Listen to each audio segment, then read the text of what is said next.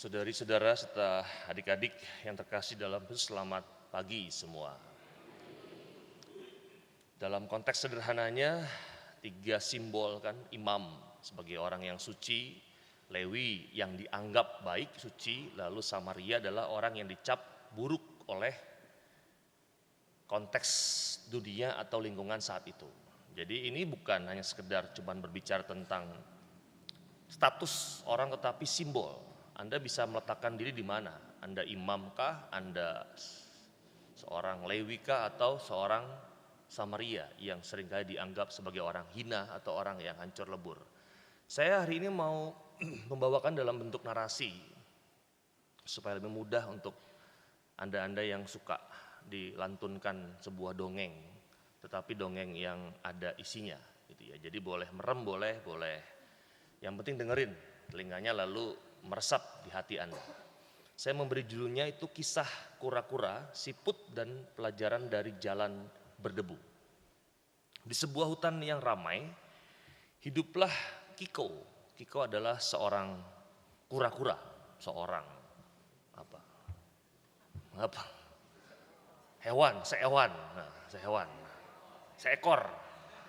seekor kura-kura.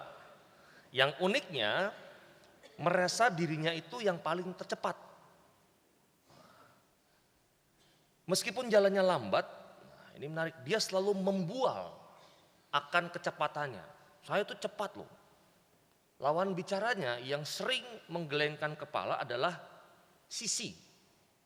Seorang seekor siput yang terkenal juga super lambat, tapi punya kebijaksanaan yang luar biasa. Suatu hari itu diumumkan lomba lari di hutan. Jadi lomba lari tahunan yang berhadiah labu emas manis. Kiko tentu saja langsung mendaftar dengan kepercayaan dirinya tadi. Meskipun lawan lain seperti kelinci dan rusa itu menahan tawa. Sisi juga ikut ternyata. Dengan tenang berkata, aku hanya ingin membuktikan bahwa setiap perjalanan selambat apapun tetaplah sebuah kemajuan. Dan lomba pun dimulai. Kelinci dan rusa itu melesat dengan cepat. Kiko, siput itu dengan gerak lucunya tertinggal jauh. Di tengah jalur lomba yang berdebu, seekor landak kecil tiba-tiba jatuh dan meringis kesakitan. Kelinci itu melesat lewat melihat landak itu, tapi fokus pada garis finish. Aduh, kasihan. Tapi aku harus menang, pikirnya. Lalu melompatinya begitu saja. Kemudian juga datanglah rusa. Ia merasa sedikit terusik, tapi beralasan, aku sudah tertinggal. Nanti malah celaka, kena durinya. Ia pun melanjutkan lari tanpa menolong. Tak lama Kiko, si kura-kura, sampai di sana. Ia melihat landak yang kesakitan. Sejenak ia bimbang. Kalau aku berhenti aku pasti kalah. Membual lagi dia. Kalau aku berhenti pasti aku kalah. Tapi belas kasihan itu mengalahkan egonya. Dengan susah payah ia mendorong landak ke tempat aman di bawah semak. Bahkan dia berbagi sedikit air minumnya sebelum melanjutkan lomba yang kini semakin tertinggal sangat jauh. Di belakangnya Kiko, seekor siput juga tiba. Dengan kesabaran yang luar biasa, ia mendekati landak. Dengan gerakan yang sangat lambat, ia menenangkan landak, bahkan membantu memperbaiki duri yang terpelintir. Sisi memang sangat lambat, tapi ia melihat kebutuhan yang tak terlihat oleh mata yang terburu-buru. Akhirnya, kelinci dan rusa yang terlalu percaya diri malah kelelahan dan tertidur di tengah jalan. Tanpa diduga Kiko yang lambat tapi tekun berhasil melewati mereka dan menyentuh garis finish. Dan seluruh hutan bersorak gembira dan terkejut. Kiko itu menerima labu emasnya. Lalu ia melihat Sisi sudah ada di samping garis finish menikmati jamur. Loh, kamu sampai kapan? Tanya Kiko heran. Sisi melihat tersenyum dengan bijaksana. Aku sebetulnya sudah sampai sejak tadi. Kecepatan bukanlah segalanya. Ketekunan dan menikmati setiap langkah itulah yang sangat penting. Tapi yang terpenting itu adalah siapa sesamamu. Kelinci dan hewan yang lain terdiam.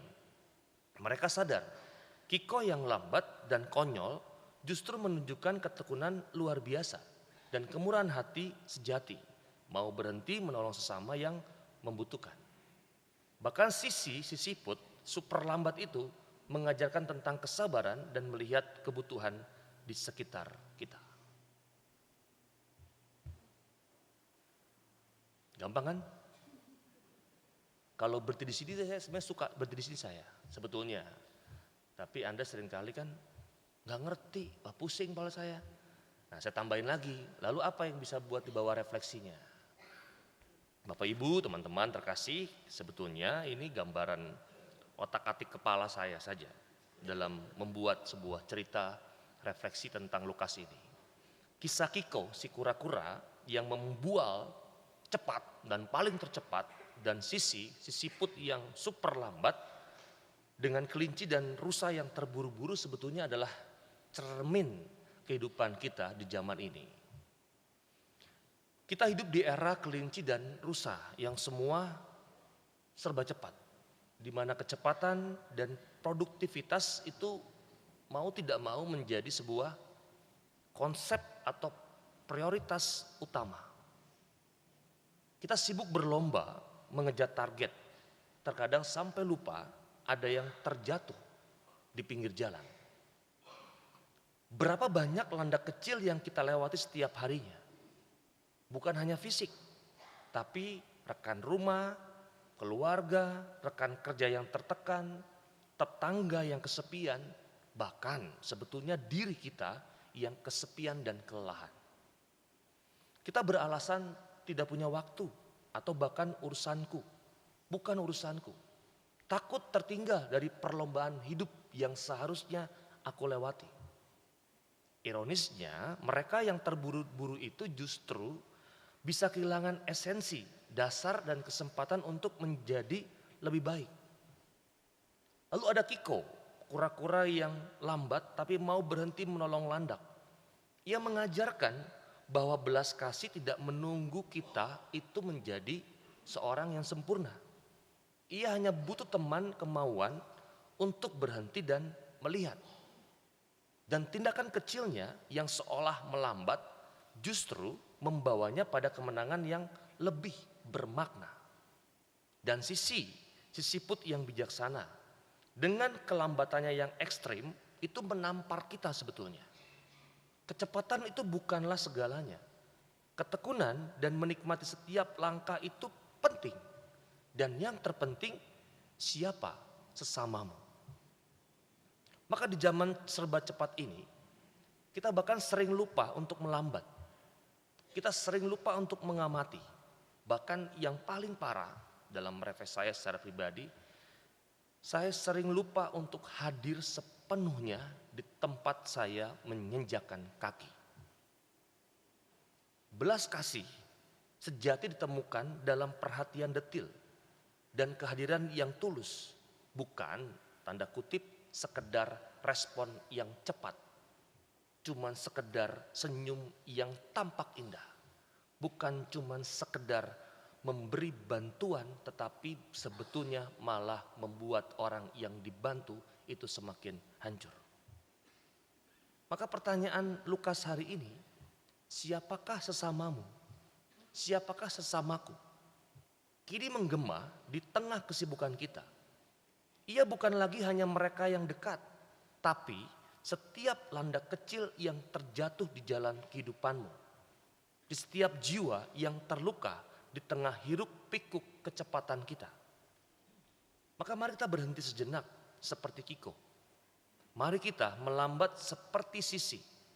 Biarkan ego dan ambisi kita sejenak sebetulnya berhenti dan beristirahat. Mungkin di sanalah kita menemukan yang namanya kemenangan sejati. Dan yang lebih penting, menemukan kembali esensi kemanusiaan kita yang sering tergerus oleh laju zaman. Jangan biarkan kesibukan membutakan kita. Dan jangan biarkan label cepat itu membuat kita lupa akan esensi bahwa kita adalah manusia yang seutuhnya.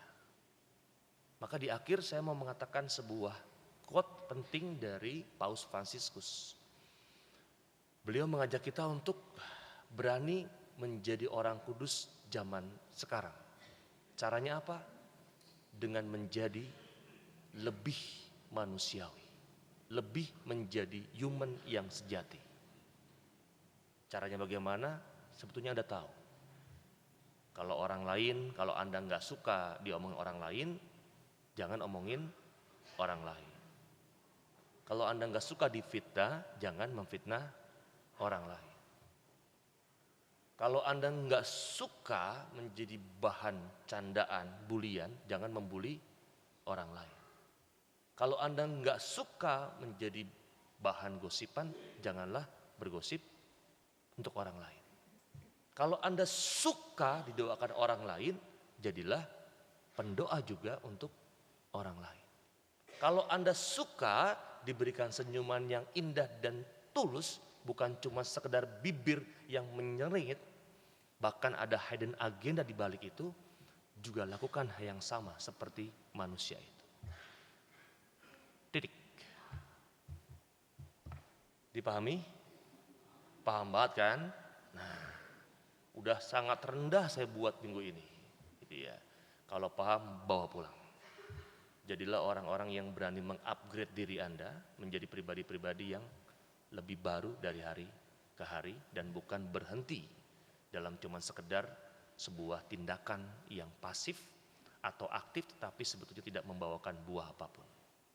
Sekali lagi, selamat untuk merefleksikan, marilah menjadi sesama bagi diri sendiri dan juga orang lain. Maka mari kita hening sejenak.